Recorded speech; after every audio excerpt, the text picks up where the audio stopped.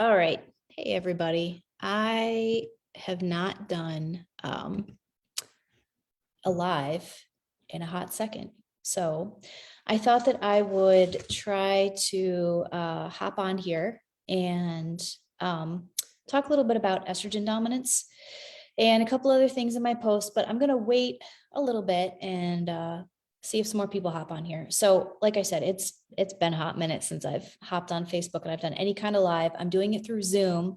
And I'm curious to see if people can still see this okay. Of course, I'm not going to be able to see your comments until after I get off of the session, but I have been posting quite a bit about, there we go. After I get off. Let me just turn this down so I can still see your comments. I'm streaming it on another device. I've been posting a lot about hormones, and I think hormones are in the forefront of everybody's minds these days because they've just had such a difficult time over the past 2 years. People have been under a lot of stress, understandably. And I think it's fair to say that people's hormonal systems are what's taking a hit, either from stress or from food choices. Certainly the gut has been affected. All kinds of things are happening. And there are tons of people that are reaching out to me now. I can't even keep up with the number of people that are reaching out to me saying the same things, where they don't have motivation, they are tired, they are fatigued, they are gaining weight in places they've never gained weight before. And all of that to say is that there is one thing that's in common, and that is stress.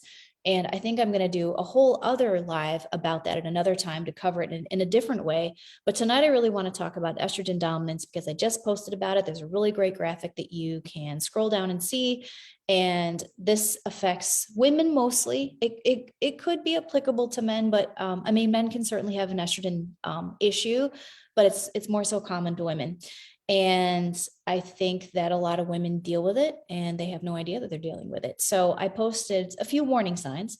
So if you are someone that deals with mood swings, like you, especially the 2 weeks before your period starts, ladies, I'm just talking to you here. If you deal with mood swings 2 weeks before your period starts, you could be dealing with a estrogen dominance issue. And I'm talking about, like, I've had women say like their husband threatens to lock them in the basement and throw chocolate at them, like joking, of course. But the mood swings can be so severe that it impacts the relationships around you, whether it's, your spouses, it's, work relationships, whatever.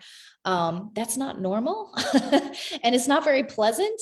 And that's a sign of estrogen dominance. Oh my gosh, I'm so sorry. There we go. So we don't want that to continue. Another sign can be very heavy periods, very clotty periods, a lot of pain, all of that stuff. I can definitely relate to this. I've had this happen. It's something that I've dealt with and resolved. And then, of course, there can be hormonal resistant weight gain that can be, the real pain in the what. And this shows up in estrogen receptor areas. So on women, especially, this can be back of the arms. This can be the waist hip area. This can be glutes, quads, back of the legs, all of those things. Those can be estrogen receptor.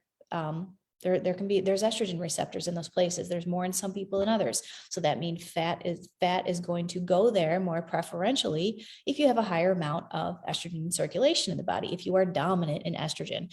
So the way I'm explaining all of this to you is that you didn't really hear me talk about you have to eat less, you have to move more, all of those things. Those are foundational, 100%. You have to eat less, move more, and exercise if you want to get anywhere with your body. But if you're already doing those things and you're not seeing any movement in the areas I just described, so, the moods, the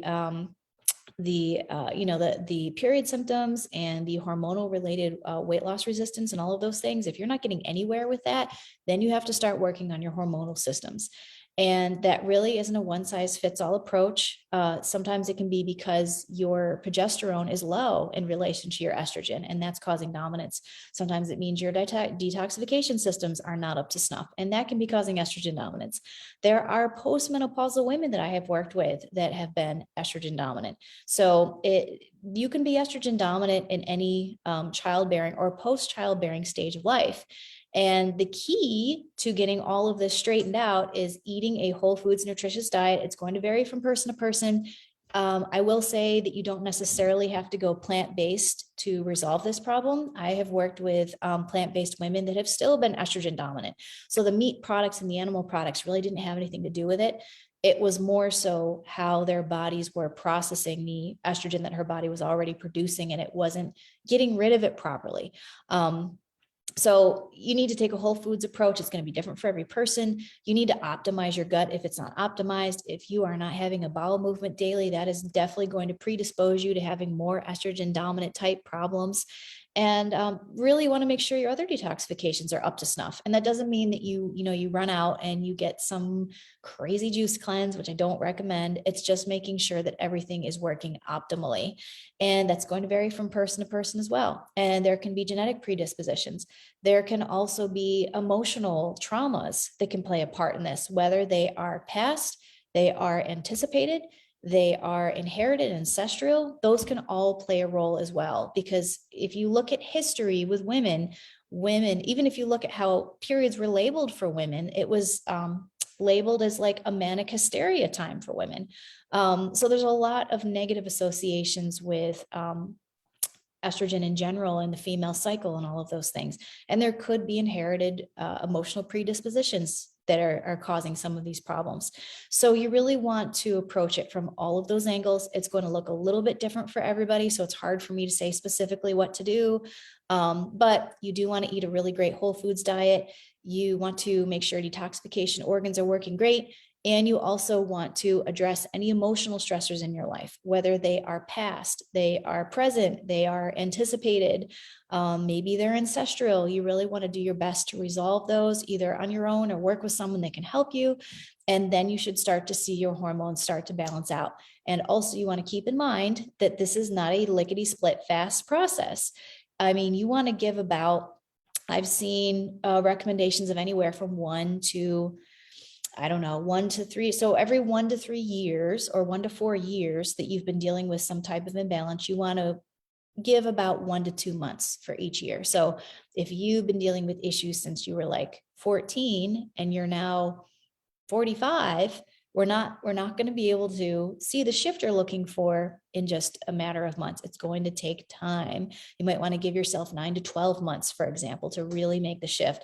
It's not like a low carb diet where when you suddenly pull the carbohydrates, you lose a ton of water weight. It doesn't work that way. Hormones are messengers, and it takes persistent input from other sources, whether it's supplements, food, emotional resolution, whatever. It takes time for those things to have an effect. And you want to give your body ample time to make those gentle shifts and don't do anything abrupt. So I hope that helps clear up some things for you. The biggest takeaway is please don't do anything crazy. If you are dealing with estrogen dominance, you definitely don't want to do anything crazy like restrictive, like a juice cleanse or a really restrictive intermittent fast or water fast or any of those things. You really want to deal with things at the root and not continue to overly restrict yourself, because the more you restrict yourself, especially if you have a history of doing so, the more so that you can create metabolic dysfunction and adaptation. And then we have an even deeper hole to dig out of. So you really want to make sure you have the right approach right from the get-go. So I hope that helps. Hope to hear from you guys. If you have any questions, if you found this helpful, feel free to share it, and make sure you take a look at the graphic I posted. It kind of summarizes what I just talked about, but like in really general, like first grader terms. So have a great night, and thank you for watching.